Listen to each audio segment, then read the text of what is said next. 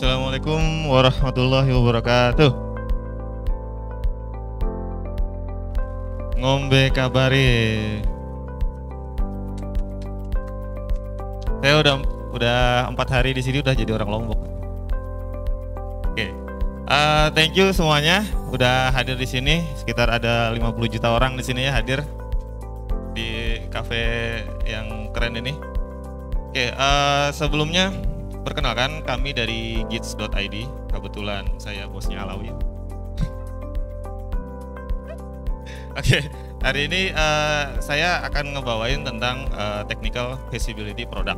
Nah, jadi materi kita dari awal sampai akhir itu sebenarnya yang ngurut ya, ngurut. Jadi nanti ada technical, ada project management, sampai nanti terakhir ada deployment. Nah, jadi teman-teman harus ikutin dari awal sampai akhir. Jadi nanti harapannya teman-teman bisa bikin software sampai ke deploy ke production, gitu ya. Nah, sekarang kita belajar tentang sharing tentang technical feasibility product. Oke, sebelumnya perkenalkan, nama saya Sudaryatno. Saya CTO dari Gits Indonesia. Kemudian saya ngapain sih jadi CTO tuh? CTO tuh saat ini saya megang platform engineering. Nah, platform engineering ini tujuannya adalah mempercepat proses yang ada di Gits. Jadi kalau teman-teman misalnya ngoding membuat aplikasi itu butuh 1 bulan, 3 bulan, ini bisa mempercepat sepertiganya misalnya. Nah, itu kerjaannya platform engineering. Itu kerjaannya Mas Alawi ya, gitu. Kemudian saya juga megang inovasi di Gits.id. Jadi Gits nggak cuman bikin software aja atau bikin aplikasi buat klien ya, tapi kita juga membuat inovasi, membuat produk. Nah, itu nanti bisa dikomersilkan. Kemudian yang terakhir ada SMK Dev. Jadi SMK Dev ini kita bagaimana caranya buat memberdayakan developer-developer ya yang ada di Indonesia yang mau belajar, semuanya kita godok di situ sampai mereka jadi expert gitu. Nanti expertnya seperti apa? Justru expertnya nanti standarnya Gits. Standarnya Gits ini adalah standar yang bisa dipakai di banyak startup Indonesia. Karena banyak lulusan Gits itu masuk ke startup besar. Contohnya nih Mas Wahyu ya. Oke, next. Oke, kita berdiri di tahun 2008. Mungkin nanti sejarahnya bisa diceritain sama Pak CEO ya, CEO sama Pak Chairman. Jadi kita berdiri di tahun 2008. Dulunya fokus ke mobile solution, tapi sekarang udah jauh lebih visioner lagi tentang gimana caranya kita bisa expert di cloud dan di engineering. Oke, motonya kita adalah gimana caranya kita bikin aplikasi yang simple, yang mudah, yang bisa bikin semua orang tuh produktif. Jadi kalau misalnya teman-teman buka pintu harus dorong, gimana caranya biar produktif pintunya buka sendiri. Nah, itu salah satu contohnya ya, contoh nyatanya gitu. Nah, kita bikin semua perusahaan atau orang-orang yang berpartner dengan kita, yang misalnya revenue-nya sekian, kita bisa naikin jadi sekian. Tentu dengan teknologi gitu ya. Bukan dengan tuyul.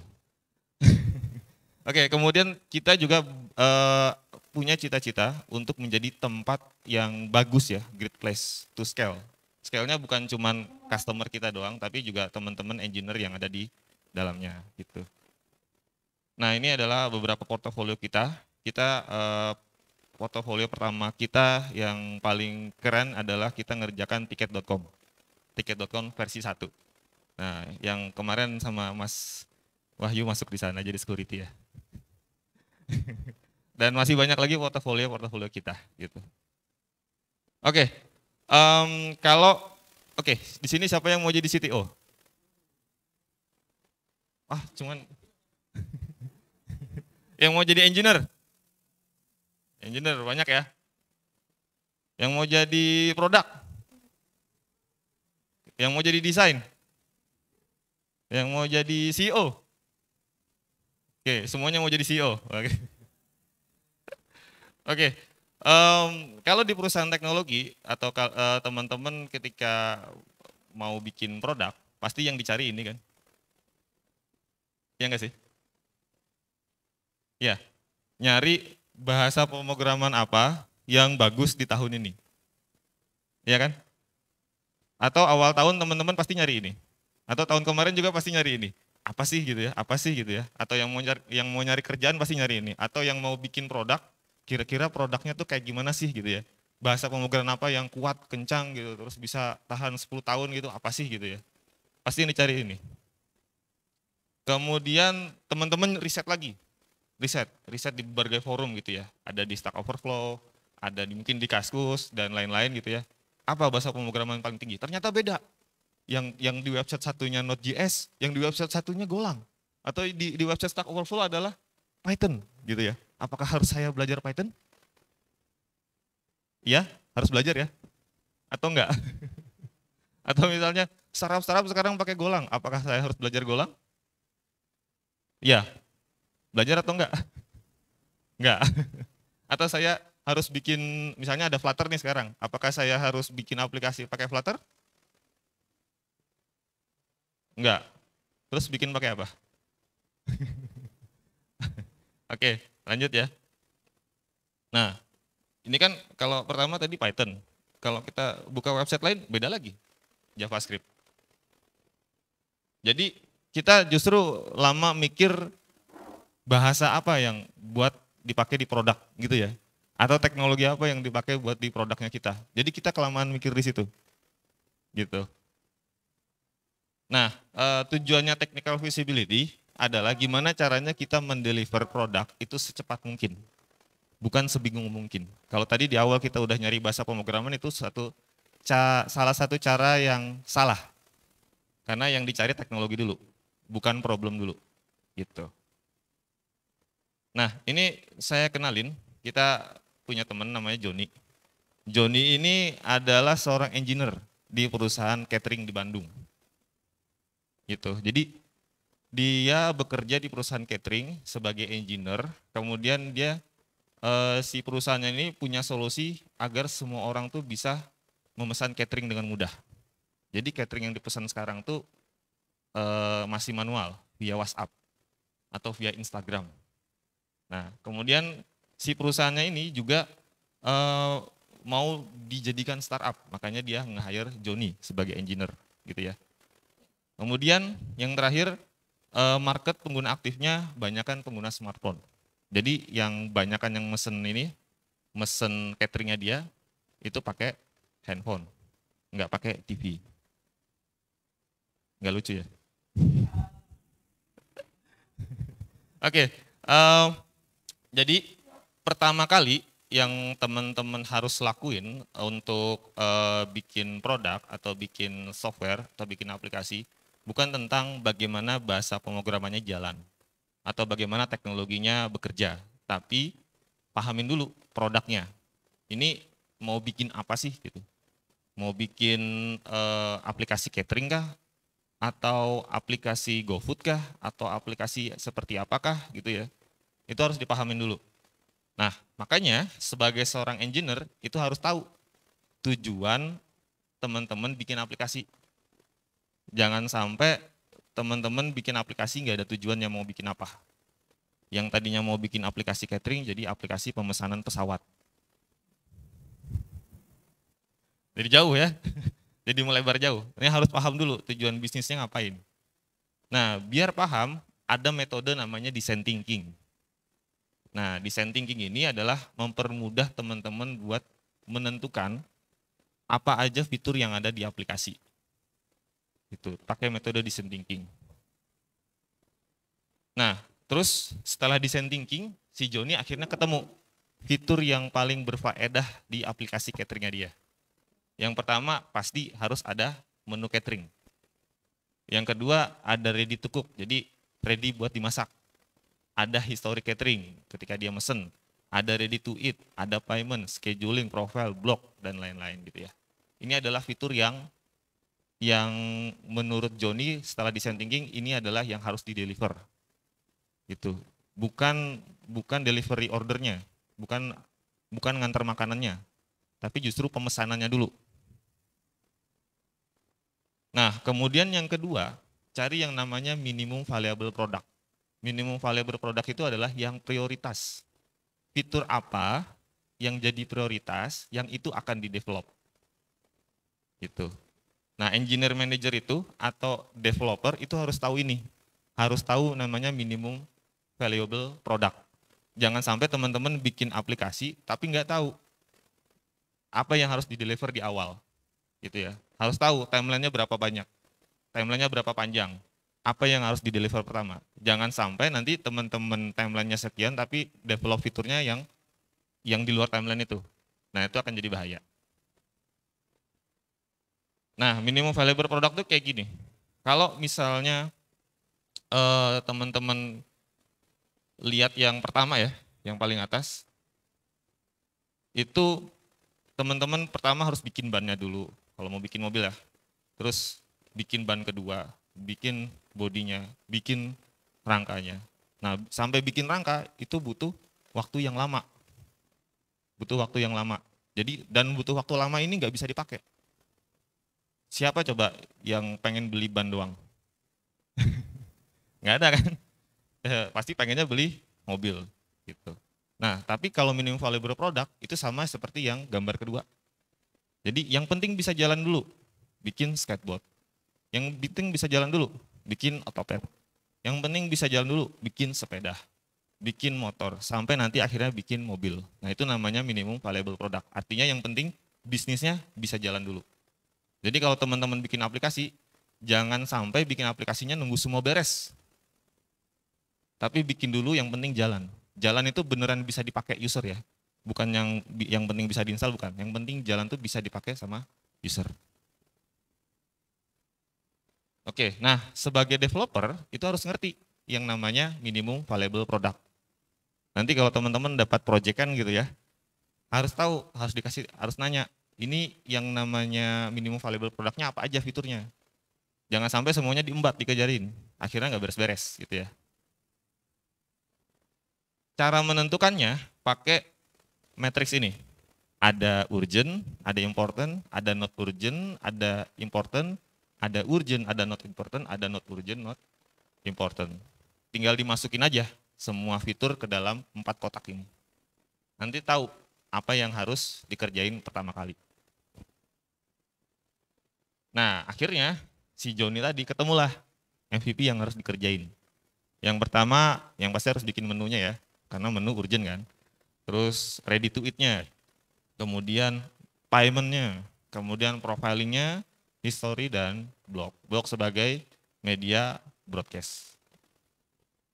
Nah, kemudian langkah yang ketiga, tadi ada yang pertama kita tentuin dulu apa masalahnya, kemudian yang kedua kita tentuan MVP-nya, yang ketiga kita listing teknologinya apa aja.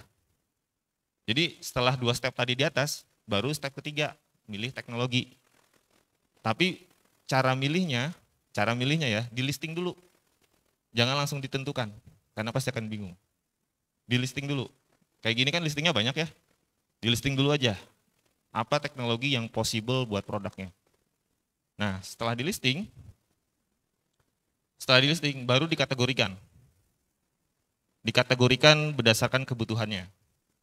Kalau infrastruktur seperti apa? Misalnya ada hosting, cloud, ada PaaS, ada backend as service gitu ya. Kalau backend pakai apa? Pakai Python, Node.js, Java, Golang. Database-nya pakai apa? Front-end-nya pakai apa? Di listing, dikategoriin. Gitu. Kategorinya, kalau misalnya ada mobile apps, mau pakai native apa pakai hybrid, di listing aja dulu. Jangan langsung dipilih, jangan langsung dipikirin. Nah, terus kemudian yang keempat, kita lihat lagi komunitasnya. Komunitas dari teknologinya seperti apa. Kalau komunitasnya bagus, mature, sama dokumentasinya bagus, itu bisa dipakai. Tapi kalau komunitasnya sedikit, dokumentasinya jelek, ya jangan dipilih. Berarti itu teknologi yang belum stable. Jangan ambil resiko, gitu. Nggak apa-apa, yang lain udah jauh-jauh, tapi kita ambil yang stable dulu. Karena ini di awal, gitu ya. Nah, kemudian yang keempat, kita harus punya tim. Tim yang kuat. Bukan tim yang cepat nyerah ya. Tim yang kuat, yang benar-benar oke, kita akan kejar sampai sana. Oke, kita akan kejar sampai sini gitu. Harus berani gitu timnya. Harus siap begadang gitu ya. Pada begadang kan semua? Enggak kan ya? Oke, strong team itu yang pertama harus saling menginspirasi dan memandu timnya, gitu ya. Terus yang kedua saling memotivasi. Kemudian yang ketiga melakukan perubahan yang cepat terhadap tim. Jadi kalau ada fitur yang ini berubah nih, kita harus cepat melakukan perubahan, cepat ngambil decision. Nah, timnya harus benar-benar diskusi dengan baik, gitu ya. Oke. Nah, kebutuhan timnya Joni seperti apa sih gitu ya? Untuk sekarang kebutuhan tim Joni itu sebenarnya butuh satu mobile, satu Node.js, PHP, Python developer atau sorry, ini maksudnya developernya ya, developernya si Joni itu yang sekarang kan dia sebenarnya engineer manager ya, dia punya tim. Nah timnya tuh spesifikasinya ini, jadi dia bisa mobile developer, kemudian ada juga satu backend, kemudian ada satu designer. Jadi dia cuma punya 3 orang di belakang. Oke, kemudian kita ramu nih, kita ramu teknologi apa yang bagus, ya. Nah, kita milih infrastrukturnya dulu. Nah, Joni dengan tim yang experience Node.js, PHP, sama Python tadi, terus timnya Joni yang tadi juga tidak memiliki skill DevOps, jadi nggak punya skill buat deploy. Kemudian juga si Joni ini cost-nya limited karena baru berdiri kan, dia limited. Oke, jadi solusinya adalah pakai backend as service. Kenapa? Karena backend as service ini banyak, kita deploy-nya juga mudah, nanti Mas Ibu akan contohin gitu ya, semudah apa gitu ya. Kemudian juga nggak butuh DevOps, kemudian cost-nya juga by request. Karena biasanya ketika pertama kali kita bikin aplikasi, pasti yang ngehit itu cuma 1, 2, terus ada yang namanya tes 1, tes 2, user tes 1, user tes 2, user tes 3 gitu ya. Banyak kan user testnya kan? Nah, yaudah pakai backend as service saja gitu. Kemudian ini backend as service. Nah, kemudian bahasa pemrograman yang dipakai apa sih? Kita udah tahu nih backend as service, ada Firebase, ada AWS function dan lain-lain gitu ya. Terus bahasa pemrogramannya apa? Bahasa pemrogramannya yang dipilih di sini adalah Node.js. Nah, karena udah mature komunitasnya, dokumentasinya udah bagus, frameworknya udah banyak, jadi udah pakai Node.js. Karena skill timnya tadi juga menggunakan Node.js ya, salah satunya. Kemudian platform. Oh ini platformnya ya. Platformnya apa namanya backend as service itu ada 3. Ada Microsoft, ada Firebase, ada AWS. Nah sekarang kita komparasi dari 3 ini tuh mana yang lebih baik. Kalau Firebase fiturnya seperti ini, kita lihat ya. Ada real time database, ada autentikasi, kemudian ada cloud messaging. Kalau grow-nya ada notification, kalau buat earn-nya ada AdMob gitu ya. Terus kita bandingin lagi sama AWS. Oke, AWS juga sama. Bersama ya. Beda-beda tipis lah. Cuman di sini fiturnya lebih banyak yang ini. Kalau di sini lebih banyak expertnya karena di sini ada AI juga. Kemudian Azure juga ada. Ada namanya Azure Function ya. Nah, tapi yang dipilih adalah Firebase. Kenapa? Karena komunitasnya banyak. Karena Firebase ini dibangun berdasarkan komunitas ya, komunitas developer. Jadi banyakkan developer pakai ini. Jadi kalau mau nanya nggak bingung. Ketimbang kita pakai Azure atau AWS. Gitu ya. Komunitasnya nggak ada. Komunitasnya sedikit mungkin. Ada tapi sedikit. Terus dokumentasinya juga susah dibaca. Susah dibaca dan susah dicari. Kalau Firebase karena komunitasnya banyak, gampang dicarinya. Gitu. Akhirnya kita pilihkan Firebase gitu ya. Kemudian mobile teknologi. Nah, di sini si Joni punya tim Android. Nah, kemudian Joni juga memiliki tim dev yang experience di Flutter. Jadi selain dia experience di Android, juga experience di Flutter. Nah, Joni bisa memilih teknologi hybrid. Kenapa? Karena dengan Flutter dia bisa dapat 2 platform sekaligus, Android dan iOS gitu ya. Kalau mobile lebih gampang sih. Nah ini Flutter, kenapa? Kemudian, oke, timnya Joni akhirnya memutuskan untuk menggunakan Firebase, Node.js, dan Flutter. Gitu. Oke, nah di sini ada ini ya, kata-kata timing better than perfect. Jadi teman-teman sebisa mungkin deliver secepatnya, secepat mungkin. Secepat itu maksudnya secepat bisa dipakai. Tadi kita pakai MVP tadi ya. Karena apa? Karena timing itu lebih baik daripada perfect. Jadi ketika teman-teman membuat produk kemudian timingnya dapat, misalnya pas hari bulan puasa, teman-teman bikin aplikasi cari apa? Cari es buah gitu. Cari takjil, membuat aplikasi cari takjil. Kan timingnya pas tuh, pas bulan Ramadan. Nah, kalau teman-teman bikin aplikasinya di awal tahun, nggak ada yang pakai kan? Nah, timing better than perfect. Jadi kejar timingnya, deploy hari itu juga, dan pasti banyak yang pakai gitu. Nah, kalau untuk matriksnya sendiri, kalau teman-teman sebagai engineer harus punya matriks gimana produknya itu atau teknologinya itu berjalan dengan baik, gitu ya, supaya kita bisa improve tiap hari, kita bisa improve produk kita tuh lebih baik dari sebelumnya, gitu ya. Kalau nggak ada matriks, teman-teman nggak tahu produknya udah dipakai seberapa banyak, servernya udah boncos berapa miliar gitu ya. Kemudian bug-nya ada berapa banyak gitu ya. Teman-teman harus butuh yang namanya matrix. Matrix kalau di produk itu atau di teknologi itu ada 3. Ada quality, ada produk, sama ada value.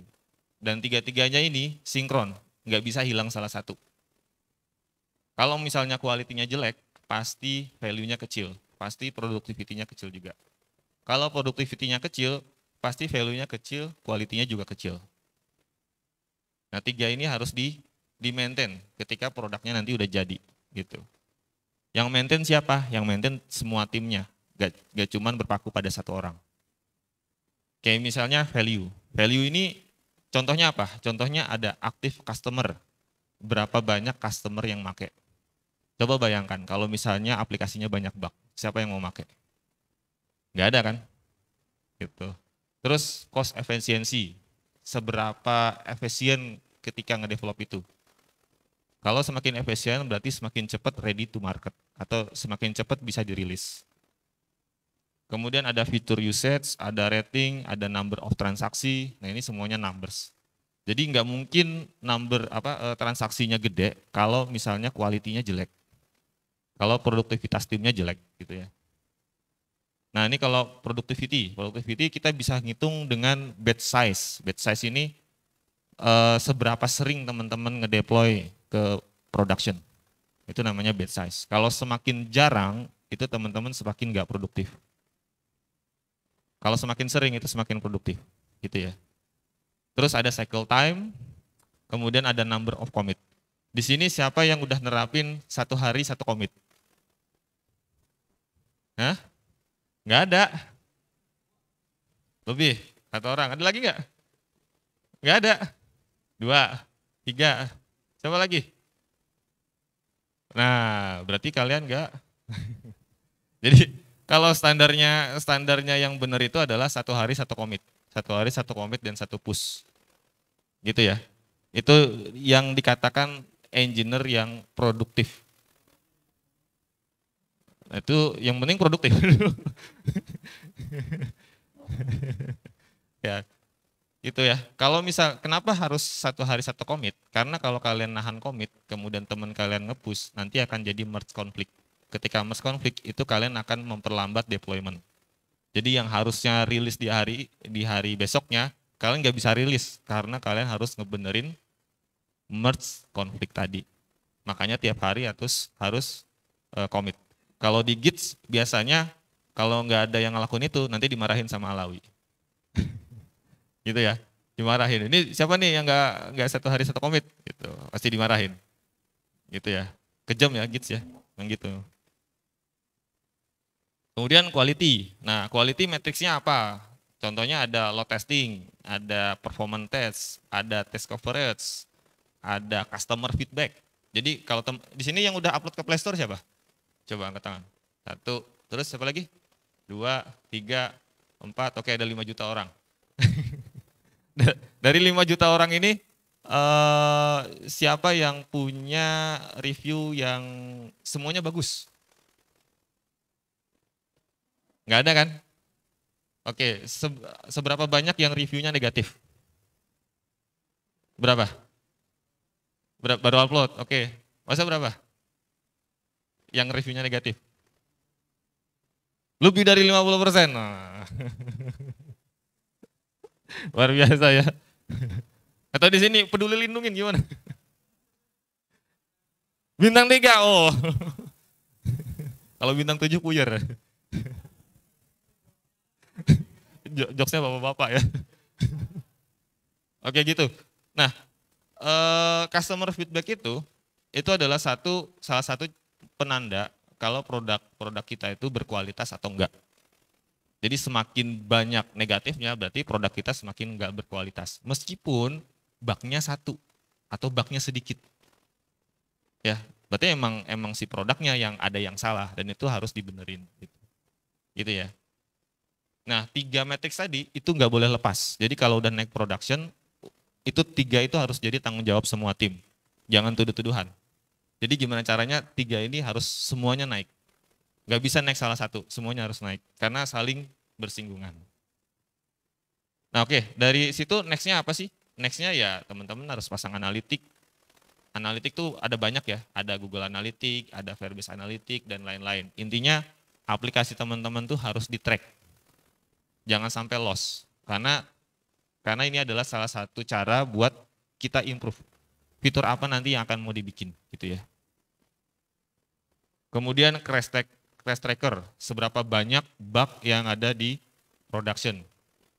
Gitu. Kalau di Gits biasanya pertanyaan interview saya adalah gimana caranya kalian tahu sebelum user itu ngirimin feedback ke produk atau ke tim customer. Sorry, ke customer apa sih namanya? Service. Jadi kan biasanya kalau ada bug atau ada error, biasanya kan user itu ngirimin ke customer service ya. Atau user nulis komentar di Play Store itu. Terus komentarnya aplikasi nggak berguna gitu kan. Biasanya gitu ya. Banyak iklannya gitu kan. Gitu. Nah, gimana caranya teman-teman tahu kalau itu bermasalah sebelum mereka nulis review? Itu pertanyaan interview saya biasanya. Gimana caranya? Nah, betul. Firebase Classic-nya harus dikecilin. Karena semakin kecil berarti mereka ketika dapat feedback itu sebenarnya sudah di-solve sebelum mereka nulis review. Itu ya. Pasang tracker, pasang analitik. Gitu. Kemudian yang selanjutnya ada user engagement. User engagement ini tujuannya adalah buat aplikasinya sering dibuka atau sering dipakai. Gitu. Jadi makanya biasanya aplikasi kayak Tokopedia, Bukalapak, dan lain-lain itu pasti mereka ngirimin notifikasi, ada promo gitu ya. Terus biasanya notif ikonnya tuh ada logo alarm gitu ya, alarm terus ada atau enggak ada logo telepon. Itu sebenarnya buat kita aware supaya membuka aplikasinya. Nah itu namanya engagement ya, user engagement. Oke, kemudian si Joni punya plan ya, plan lanjutan. Plan lanjutannya apa? Yang pertama optimize market, validasi lagi bisnisnya, tambahin lagi user engagementnya, kemudian scale lagi bisnisnya. Nah terus lakukan terus hal yang sama seperti itu, ulangin. Jadi kalau udah naik ke production jangan berhenti di situ. Review usernya, review analitiknya, lihat lagi fitur apa lagi yang harus di-deploy selanjutnya.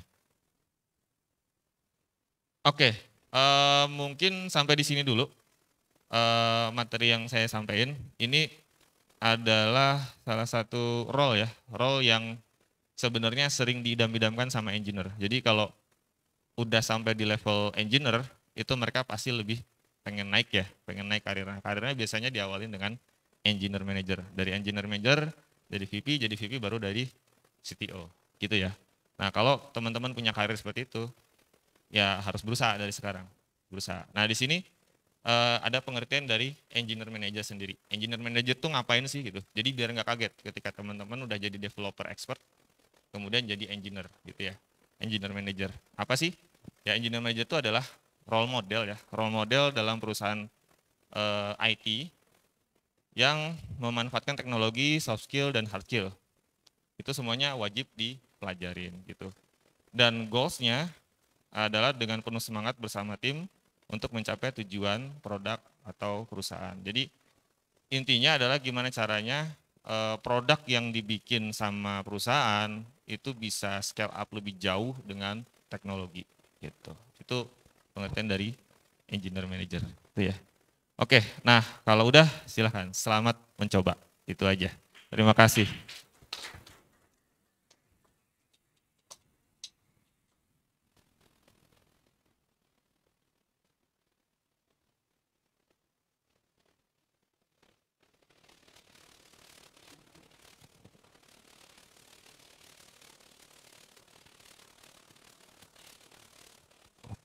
Oke, terima kasih Mas. Sambilan ada snack, teman-teman bisa bisa cicipi, udah disediakan. Semoga materi tadi dapat pencerahan bagi yang masih ngambang memulai dari mana, proses step by stepnya. Saya rasa tadi udah cukup vulgar sekali ya untuk kita bisa terapkan nanti. Saya persilakan teman-teman untuk mencicipi yang sudah disediakan sebelum kita nanti lanjut ke pemateri selanjutnya.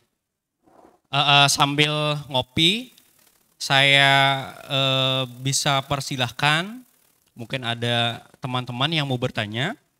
Saya berikan 2 penanya terkait materi yang disampaikan barusan. Saya persilahkan bagi teman-teman yang mau bertanya.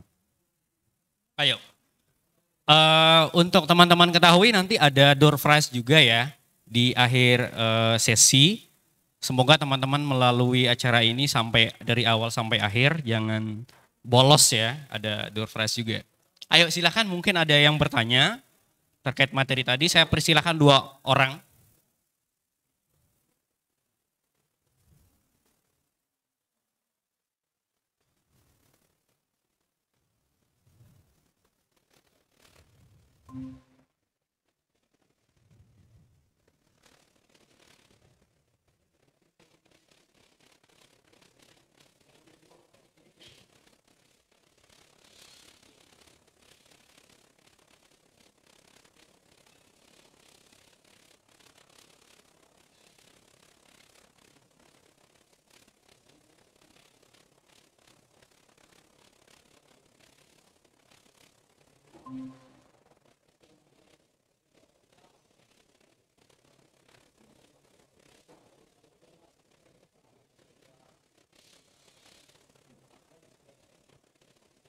Gimana, nggak ada pertanyaan ya?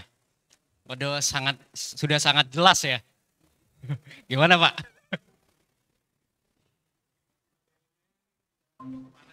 Oh, slide-nya maksudnya ya? Oh ya, mungkin bisa di-share atau gimana Mas? Oh siap, siap. Nanti kita over dari ini, dari teman-teman komunitas. Nanti kita share.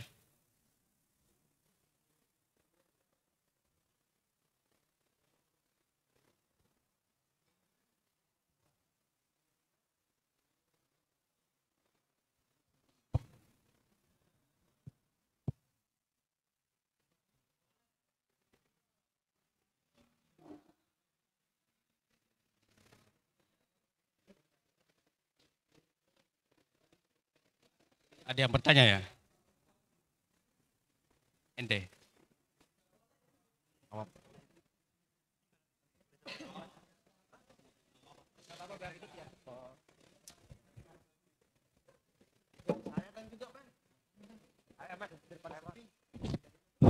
Mari Mas.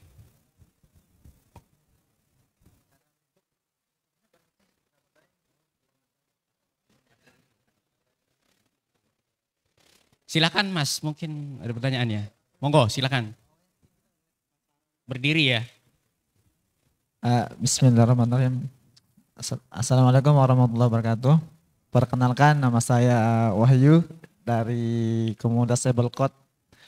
Gini Mas, saya bertanya kan, ketika kita analisis dalam pemilihan teknologi yang mau dipakai ketika kita membuat produk, misalnya nih kita lihat dari Stack Overflow, ternyata popularity bahasanya itu misalnya Python. Terus di referensi yang kedua itu JavaScript, dan ketiga itu beda-beda popularity-nya. Nah, yang saya ingin tanyakan, bagaimana kita mengambil keputusan atau memilih teknologi yang sekiranya cocok untuk produk yang ingin kita buat, supaya kita tidak hanya mengikuti pasar atau bahasa yang tren, supaya produk yang kita hasilkan sesuai dengan yang kita inginkan, begitu Mas. Sekian dan terima kasih. Mungkin satu lagi ya.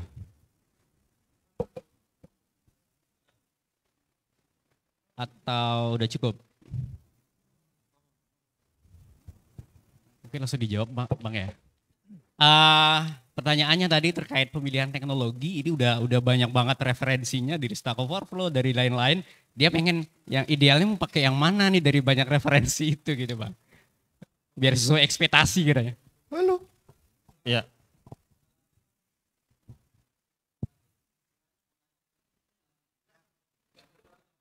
Oh, boleh. Oke. Ya. Banyak referensi yang bikin kita bingung, harus milih yang mana. Harus milih Python, harus milih Golang, harus milih Java. Bahkan setiap website itu referensinya pasti beda-beda. Nah, yang paling benar kalau menurut pengalaman saya adalah teman-teman harus cari dulu masalah dari produk yang mau di-deliver itu seperti apa. Terus timeline-nya seberapa cepat. Kemudian teman-teman sendiri itu punya skill apa. Kalau yang teman-teman bisa itu adalah skill Node.js, gitu ya, skill Node.js, jangan maksain bahasa pemrograman baru. Totalitas saja di Node.js, gitu ya, totalitas saja di Node.js untuk ngedeliver MVP. Next-nya baru teman-teman bisa pilih teknologi yang paling canggih itu seperti apa. Gitu. Banyak contohnya. Contohnya misalnya Gojek. Gojek itu tidak serta-merta mereka langsung memakai bahasa pemrograman Golang. Atau misalnya kayak tiket. Mereka enggak serta-merta langsung pakai bahasa yang canggih waktu itu Node.js. Pada zamannya ya. Mereka di awal berdiri mereka pakai code igniter. Tahu code igniter? CI PHP. Gitu ya. Awal-awal pakai PHP malah. Jadi bukan pakai yang teknologi canggih kayak Java dan segala macam, enggak, pakai PHP. Karena yang mereka lihat adalah MVP dan apa yang mereka bisa. Gitu. Bukan tentang di luar sana bahasa pemrograman apa yang paling bagus, bukan. Baru after setelah MVP rilis, teman-teman bisa berkreasi berdasarkan studi kasus. Oh, ternyata ini performance-nya menurun nih kalau pakai PHP. Kurang di caching database-nya, dibikin caching gitu ya. Kurang ini baru ditambahin, kurang ini ditambahin. Kalau misalnya bahasa pemrogramannya ini gara-gara bahasa pemrogramannya baru dituning lagi sampai nanti mungkin bisa jadi berubah. Misalnya jadi microservice dan lain-lain. Nah, gitu ya. Jadi lihat dulu produknya apa, lihat dulu timelinenya apa, lihat dulu apa yang teman-teman bisa. Jangan maksain buat teknologi yang canggih-canggih dulu. Karena nanti kasihan MVP-nya bakal terlambat. Nah, gitu sih paling, semoga menjawab. Terima kasih Bang. Gimana Om? Aman? Oke, thank you. Ada yang tanya lagi? Tadi? Cepat ya. Baik, terima kasih saya ucapkan karena telah memberikan saya.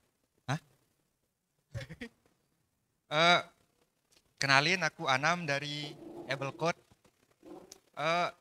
Tadi di slide-nya itu aku banyak lihat kalau engineer manager itu memiliki banyak tanggung jawab yang mirip-mirip kayak tanggung jawab anak produk gitu. Kayak misalkan ningketin user engagement, kayak terus menentukan MVP-nya apa gitu. Nah, kan di sana juga saya lihat tadi ada anak satu desainer gitu. Kenapa nggak apa namanya? Kenapa nggak anak desainer aja yang nentuin itu gitu? Iya. Kebayang. Jadinya role-nya jadi bias ya. Jadi bias. Jadi semuanya bisa nentuin MVP, semuanya bisa nentuin timeline, semuanya bisa dan bisa gitu ya. Oke. Engineer manager melakukan itu semua berdasarkan teknologi. Jadi mereka menentukan MVP-nya seperti apa itu melihat dari kacamata teknologi.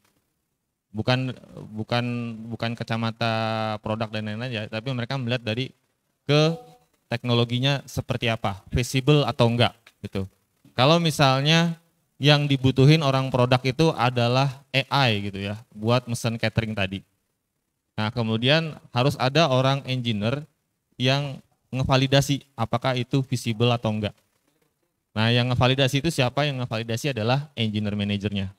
Jadi semuanya melakukan hal yang sama, cuman pada role-nya masing-masing, pada kapasitasnya masing-masing. Kalau kapasitasnya engineer ya berarti kapasitasnya pada di engineer. Kalau di produk ya di produk. Baru di elaborate, ketemulah titik tengahnya, itu nanti yang akan disepakatin gitu. Oke, terima kasih Bang. Cukup Mas ya? Oke. Untuk satu lagi ya? Oke. Baik, Assalamualaikum. Perkenalkan nama saya Muhammad Lutfi Indrawan. Di sini saya mau menanyakan bukan hal teknis ya, kebetulan juga ini expertnya. Nah, saya mau menanyakan bagaimana kiat-kiat kita seorang developer atau programmer itu sehingga bisa secara apa istilahnya bisa bekerja sebagai tim. Ini sesuatu yang sulit menurut saya. Karena belum tentu satu orang sependapat. Jangankan kita yang di pembuat aplikasi ya, tukang rumah pun masang glass block, dua tukang bisa keliru, bisa salah. Malah kebanyakan dia saling salahin pekerjaan dan tidak selesai pekerjaan itu. Nah, tentu yang mau saya tanyakan bagaimana kiat-kiat kita, misalkan taruhlah saya punya tim nih, tapi kan kita tidak punya manajer nih, tidak ada yang di atas kita, sehingga setara, kita merasa sejajar dan sering tidak mau mengalah. Nah, mungkin itu pertanyaan saya, sehingga kita bisa cepat mendapatkan goals dari produknya dengan cara kolaborasi. Itu Mas ya. Sekian. Oke, saya mau nanya dulu, biasanya berantemnya masalah apa nih? Iya. Ya paling misalkan dari hal-hal teknis atau, nah contohnya dari sisi dokumentasi. Karena kita programmer itu saya paling males ya namanya mendokumentasi. Karena saya lebih baik ngoding sampai ribuan baris ketimbang harus ngetik Microsoft Word gitu. Kira-kira seperti itu. Berarti lebih ke... Tapi banyak juga sih hal teknis, misalkan di rancangan dan lain sebagainya. Sehingga kita bisa kolaborasinya itu bisa maksimal. Oke. Berarti ada masalah teknis, ada juga masalah standarisasi ya. Sama tips ya. Nah, gitu. Oke. Kalau dulu juga sama, di Gits juga sama. Jadi hal-hal yang seperti itu ada juga terjadi di Gits. Jadi ada 5 orang gitu ya, 5 orang ini berantem semua. Ya, yang menengahin adalah siapa? Engineer manager aja pasti, engineer manajernya yang nengahin gitu atau yang di atasnya. Dan masalahnya juga sama, masalahnya saya nggak mau nulis dokumentasi gitu ya, karena timelinenya mepet gitu ya. Kemudian teknologi ini terlalu usang gitu dan lain-lain. Kemudian karena terlalu usang teman yang satu nggak mau ngebantuin gitu ya. Biasanya gitu kan, ini gara-gara kamu nulis code-nya kayak gini aja, coba kamu nulis code-nya seperti yang saya anjurkan kemarin. Seolah-olah Power Rangers dia ya. Oke, sebenarnya hal yang seperti itu akan patah ketika ada matriks. ketika ada matriks. Hal yang seperti itu akan patah ketika semuanya punya visi yang sama. Makanya visi yang sama ini tertuang di yang namanya produk ya, produk. Mereka punya, jadi si produk ini nggak cuman oke ini produknya, ini fiturnya, itu nggak seperti itu. Itu namanya bukan produk. Produk itu harus punya visi ke depan. Kalau bisa 10 tahun, 5 tahun, itu namanya produk. Kalau cuman kalian ngedevelop pada saat itu juga, itu namanya bukan produk. Itu bukan orang produk. Produk tuh lihat ke depan. Nah, semua tim itu harus punya visi yang sama, harus punya kiblat yang sama, harus punya north star yang sama. Kalau nggak punya, pasti berantem. Kemudian yang kedua tadi adalah matriks. Matriksnya harus ada. Kalau nggak punya matriks, pasti berantem. Gitu. Contoh, kita harus punya matriks, kalau di Git itu ya, kita harus punya matriks gimana caranya merge konflik ini turun rate-nya. Jangan sampai setiap mau nge-push merge konflik, setiap mau nge-push merge konflik. Itu kejadian sering di Git zaman dulu ya. Sering banget kejadian, banyak ngoding tapi banyak juga yang merge. Nah, kita harus punya matriks gimana caranya nurunin angka itu. Nah, cara nurunin angkanya adalah dengan 1 hari 1 commit atau 1 hari 1 push. Dan semuanya harus sepakat. Semuanya harus sepakat gitu. Nah, misalnya dokumentasi ya. Dokumentasi ini apa sih matriksnya? Apa sih penyebabnya gitu. Misalnya penyebabnya adalah gimana caranya semua developer itu bisa join ngoding di satu base code yang sama. Gitu. Gimana caranya menurunkan tingkat transfer knowledge antara satu developer sama developer lain. Nah, kita juga punya hal yang sama, di Git juga punya problem itu. Jadi salah satu caranya adalah memaksa semuanya bikin dokumentasi yang rapi dan jelas. Akhirnya semuanya sepakat, dibikinlah. Dan ketika ada orang masuk, itu transfer knowledge-nya nggak nyampe seminggu. Biasanya seminggu lebih, tapi sekarang udah nggak nyampe seminggu gitu. Nah, itu semuanya harus punya matriks yang jelas. Kalau nggak punya matriks biasanya berantemnya lebih lama lagi gitu. Terus lihat juga customer tuh butuhnya apa. Kalau misalnya di produk ya. Kalau misalnya customer tuh butuhnya, ini contohnya kayak filter ya.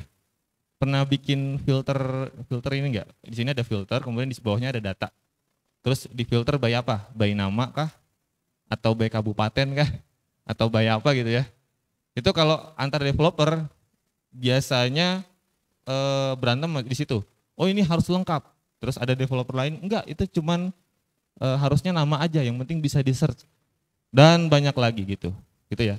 Nah, makanya tuh harus lihat visi produknya seperti apa. Oh, visi produk jangka panjang sama jangka pendeknya seperti apa. Kalau jangka pendeknya dengan timeline segini hanya waktunya mepet dan segala macam, ternyata usernya ketika ditanya pun mereka jarang sekali yang menggunakan pencarian sampai ke kabupaten misalnya. Jarang sekali. Ya udah, kita yang ngasih makan kita kan customer ya. bukan produknya kita yang ngasih makan, tapi customer yang pakai aplikasi. Ya udah, kita ikutin aja apa yang dimauin sama customer gitu. Oh, ternyata customer tuh butuhnya pencarian nama doang gitu. Ya udah, tinggal searching aja, nggak usah bikin filter. Nah, kayak gitu sih. Jadi ada visi of product, sama yang kedua tadi ada matrix. Gitu, semoga menjawab. Oke, terima kasih Mas Sudar. Kita berikan aplaus kepada Mas Sudar. Next saja ya, masih banyak nih Om. Oke, nextnya ada Mas M. Nasrul Alawi. Beliau ini teman-teman di bagian dari komunitas Slotim juga. Beliau adalah lead mobile di Gits ID. Bakalan nyampein materi tentang increase app performance with Flutter Isolate. Tapi sebelumnya saya mau persilahkan hostnya, nanti ada Mas Zulfakar. Sebenarnya saya host cadangan ya. Tapi ada kendala tadi di rumah beliau, ada kedukaan jadi agak terlambat tadi. Mungkin nanti dilanjutkan sama Mas Zulfakar. Terima kasih, saya persilakan kepada Mas Nasrul Alawi.